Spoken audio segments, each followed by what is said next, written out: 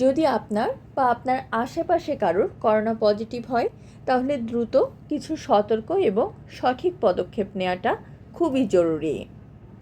নিজেকে পরিবারের অন্য সদস্য থেকে আলাদা রাখুন, আলাদা রুম ব্যবহার করুন, আর যদি সম্ভব হয় তাহলে আলাদা বাথরুমও ব্যবহার করুন। কারোর সাথে মুখোমুখি যোগাযোগ এড়িয়ে চলুন। মাস্ক পরুন, স্বাস্থ্যবিধি মেনে চলুন, ঘরেও মাস্ক ব্যবহার করুন।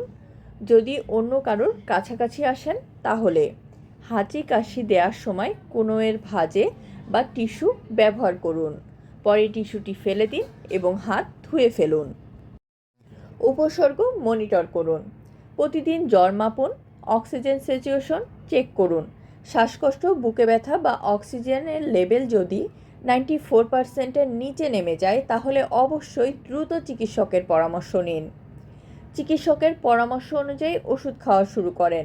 শুধুমাত্র ডাক্তার যা বলবে তাই গ্রহণ করুন। নিজে থেকে অ্যান্টিবায়োটিক বা অন্য যে কোনো ওষুধ খাবেন না। পুষ্টিকর খাবার এবং পানি পান করুন। সহজপাচ্য পুষ্টিকর খাবার খান, ভিটামিন সি, জিঙ্ক এবং প্রোটিন সমৃদ্ধ খাবার খান। পর্যাপ্ত পরিমাণে পানি এবং হালকা গরম পানি ব্যবহার করুন।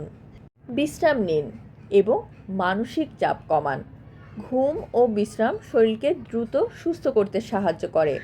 ভয় বা দুশ্চিন্তা না করে ইতিবাচক মানসিকতা রাখুন। প্রয়োজনে হেল্পলাইন বা চিকিৎসককে জানিয়ে রাখুন। বাংলাদেশ স্বাস্থ্য বাতায়নের নাম্বার 16263। প্রয়োজন বোধে যোগাযোগ করুন। 7 থেকে 10 দিন পর করোনা টেস্ট পুনরায় করুন। উপসর্গ না থাকলে 10 দিন পর আইসোলেশন শেষ করা যেতে পারে।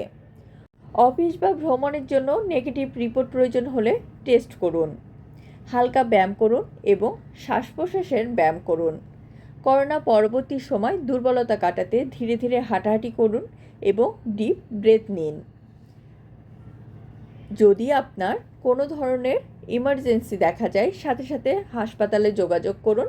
শ্বাসকষ্ট, বুকে ব্যথা, বুকে টান, চেতনা হারানো এবং অক্সিজেন স্যাচুরেশন যদি 94-এর নিচে নেমে যায় তাহলে সাথে সাথেই ডাক্তারের পরামর্শ নিন বা হাসপাতালে ভর্তি হন।